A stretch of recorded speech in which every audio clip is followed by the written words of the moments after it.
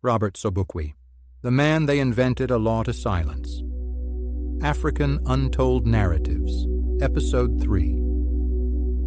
In the history of apartheid South Africa, a system built entirely on the architecture of fear and control, there was one man the government feared above all others, not because he had an army, not because he had weapons, but because he had something far more dangerous, a mind they could not control, a voice they could not silence, and a moral clarity so absolute it made the entire apartheid machinery feel small.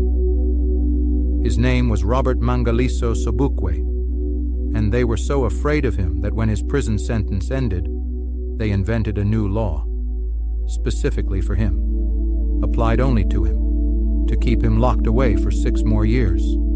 In the history of South African law, there has never been another clause like it, before or since. This is the story of the man they feared so much, they rewrote the law. Part 1. The Boy from Graf Rene. Robert Mangaliso Sobukwe was born on the 5th of December 1924 in Graf Rene, Cape Province. He was the youngest of 5 boys and 1 girl. His father worked as a municipal laborer and a part-time woodcutter. His mother worked as a domestic worker and cook at a local hospital. Working-class parents, township childhood, a South Africa that had already decided what his life was worth before he drew his first breath.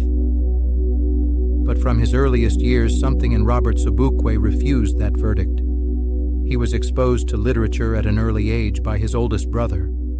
He was hungry, not just for food, but for knowledge, for understanding, for the tools that would eventually allow him to challenge the system that surrounded him.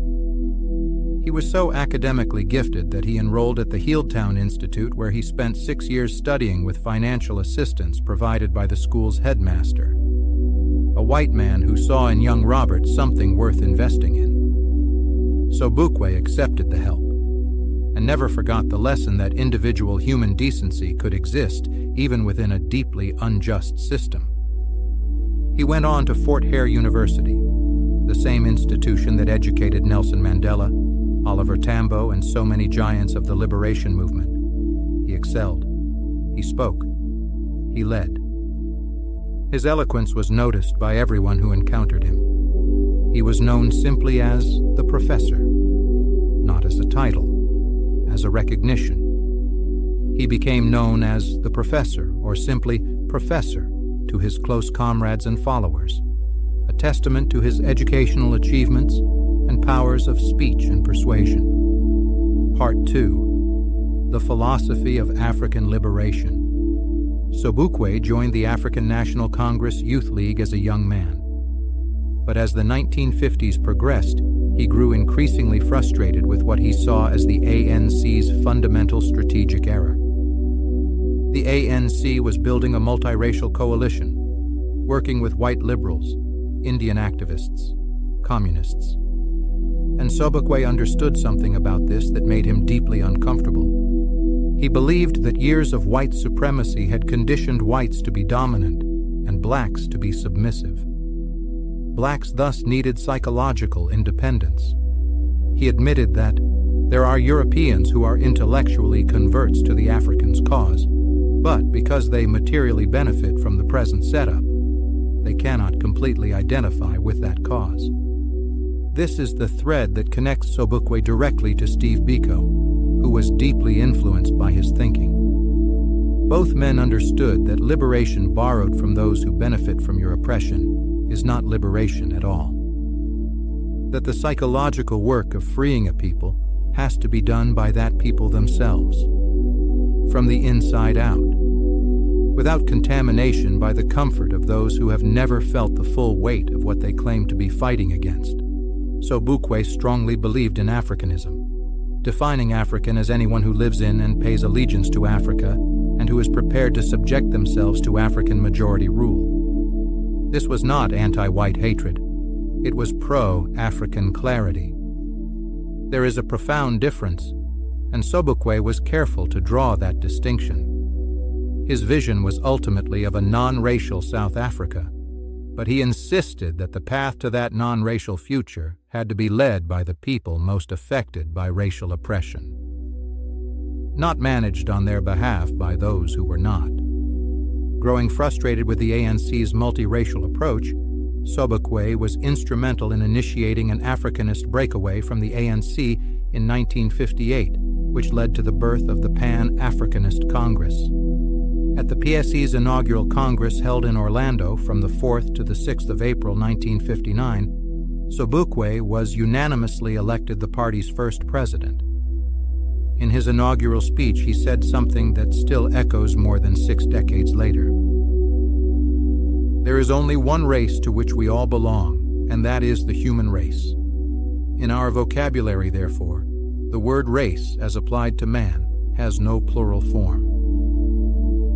A man who rejected multiracialism in the political struggle for liberation simultaneously declared the fundamental oneness of humanity.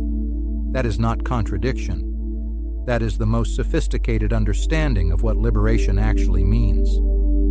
Part 3. The Day That Changed Everything. In early 1960, Sobukwe organized a nationwide nonviolent campaign against South Africa's pass laws.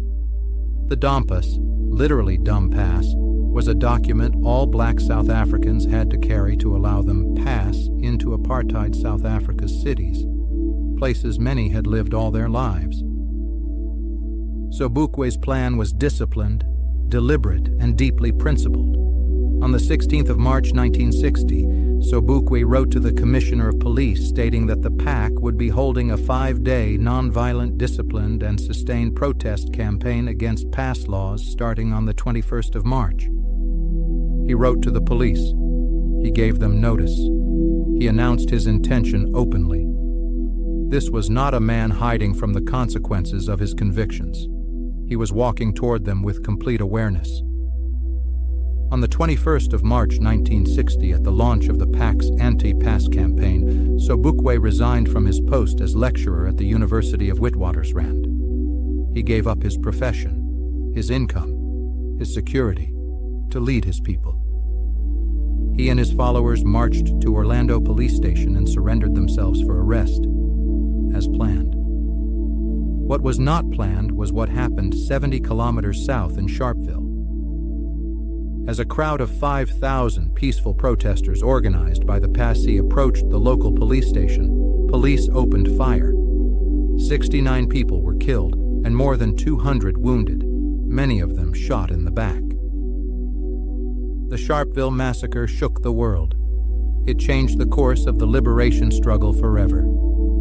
And it happened on the same day Robert Sobukwe surrendered himself peacefully to the authorities. 21st March 1960 would be Robert Sobukwe's last real taste of freedom. Part 4. The Law They Wrote for One Man. Sobukwe was sentenced to 3 years in prison for incitement. He refused legal representation. He refused to appeal. He told the court it had no jurisdiction over him because it was not a court of law or justice. He served his sentence with the same quiet dignity with which he had lived his life. And then, as his 3 years came to an end, the apartheid government did something that has no parallel in South African legal history. Just as his 3-year term was up, the South African government passed the General Law Amendment Act. This contained a special clause allowing the Minister of Justice to prolong the imprisonment of any political prisoner indefinitely. The Sobukwe Clause, as it became known, was only ever applied to Robert Sobukwe. Read that again. They passed a law for one man, to keep one mind locked away because they could not risk what would happen if it was free. From 1963 to 1969, Robert Sobukwe was detained on the island under the Sobukwe Clause. He was housed in the Sobukwe Complex, a housing complex formerly used by colored warders. The house had no running water. He was able to cook in the front room. He used the second room as a study and bedroom. 6 years in solitary confinement, in a 2-roomed house with no running water on a windswept island in the Atlantic Ocean, completely alone. While Nelson Mandela and Walter Sisulu and others could at least see each other across the prison yard, Sobukwe was kept separate, isolated from even the comfort of fellow political prisoners. While his family wrote many letters, his children were only permitted to visit him once, in 1967, 2 years into his detention. His wife, Veronica, wrote to him constantly. In one letter, she wrote, "Now that I think it must be very cold, I shall send another jacket and some handkerchiefs. Look after yourself, darling." A wife writing to her husband on Robben Island, worrying about whether he was warm enough. The intimacy of that. The ordinariness of that love in the most extraordinary and unjust of circumstances. Part 5. The educated mind. They refuse to see. Here is what makes Sobukwe's imprisonment even more painful to sit with. This was not a man they could dismiss as uneducated or unqualified. By every standard the apartheid government claimed to value, intellect, credentials, professional achievement, Robert Sobukwe was their equal and beyond. He was a lecturer at the University of the Witwatersrand. He studied by correspondence through the University of London while imprisoned on Robben Island, and managed to obtain a degree in economics from the University of London during that time. After his release, he studied law and opened a legal practice in 1975, assisting black South Africans in legal matters despite continued government surveillance. Even under house arrest, even banned from political activity, even monitored constantly, he kept building. He kept using his mind in service of his people. In 1970, Sobukwe successfully applied for a teaching post at the University of Wisconsin in the United States, but the apartheid government refused his request for a passport, despite assurances that he would be given a visa by the U.S. government. When he applied to leave South Africa permanently together with his family in 1971, the South African government again refused to give him permission. Think about what was stolen here. An internationally recognized academic, invited to teach at an American university, denied a passport, denied the right to leave, denied the future that his education and his brilliance had earned him. The apartheid government could not break his mind, so they broke his opportunities, one by one, year by year. And then they broke his health. Part 6. The slow theft. After his release from Robben Island in 1969, Sobukwe was banished to Galashiu in Kimberley. He remained under 12-hour house arrest, and his banning order prohibited him from participating in any political activity. The conditions imposed during his house arrest were cruel in their own quiet way. Monitored, restricted, denied permission to travel. Even when his son was hospitalized in Johannesburg, he had to apply for special permission just to visit him, and then he became ill. Lung cancer. He was denied permission to travel for medical treatment. A man who had served his sentence. A man who had served additional years under a law invented specifically for him. A man who had lived under house arrest for years. A man who asked only to be treated as a human being, was denied proper medical care while his body failed him. On the 27th of February 1978, Sobukwe died at the age of 53 from lung cancer, in the same Kimberley banishment where they had confined him, far from Robben Island, far from the struggle he had given everything to, far from the free South Africa he never got to see. 53 years old, a fraction of the life he deserved. And as a result, we were all robbed of this great mind. Part 7. The erasure that continues. Here is the uncomfortable truth that must be named in any honest telling of Robert Sobukwe's story. The apartheid government erased him through imprisonment, but democratic South Africa has erased him through neglect. The ANC, the party that won the liberation struggle and has governed South Africa since 1994, has never fully honored Sobukwe. His PAC was sidelined. His ideology was inconvenient.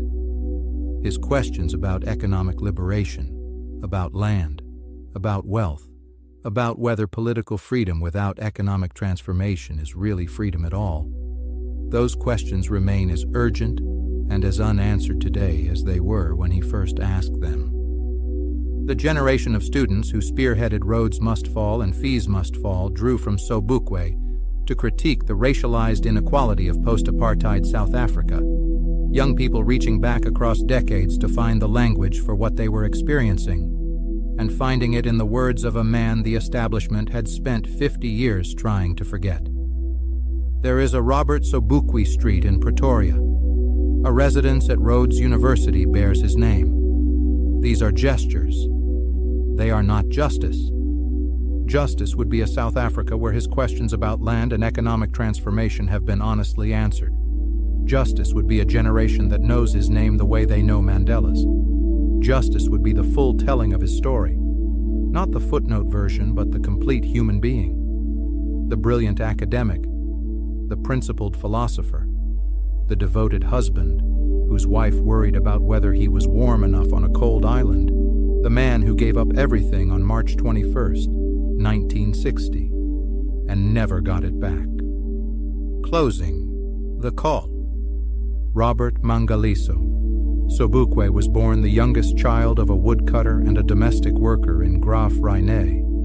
He became a university lecturer, a philosopher, a founder of a political movement, and the most feared man in apartheid South Africa, not because of what he did with weapons, but because of what he did with words and ideas.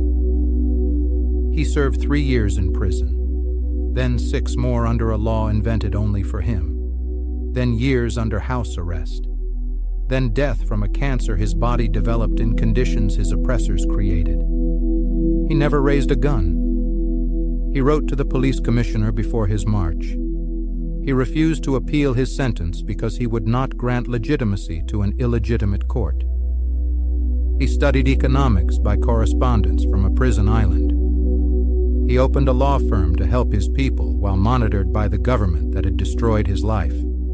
He was offered ways out. He refused everyone, because he understood something that too few leaders in Africa have ever truly understood, that freedom with conditions is not freedom, that dignity is not negotiable, that a people must liberate themselves or they are not truly liberated. He said, freedom and independence in poverty rather than servitude with plenty. In 2026, that sentence should stop every African leader in their tracks. How many have chosen servitude with plenty? How many have sold the liberation that people like Sobukwe paid for with their lives? Robert Sobukwe never got to see a free South Africa. He died 9 years before Mandela was released, 15 years before the first democratic election. But he planted the seeds of consciousness that made that freedom possible, and he asked the questions about land, about economics, about true liberation, that democratic South Africa still owes honest answers to. And as a result of everything they did to him, we were all robbed of this great mind. Remember him, not just the clause they named after him, the man. People are more than headlines. Their stories deserve to be fully told. This has been African Untold Narratives.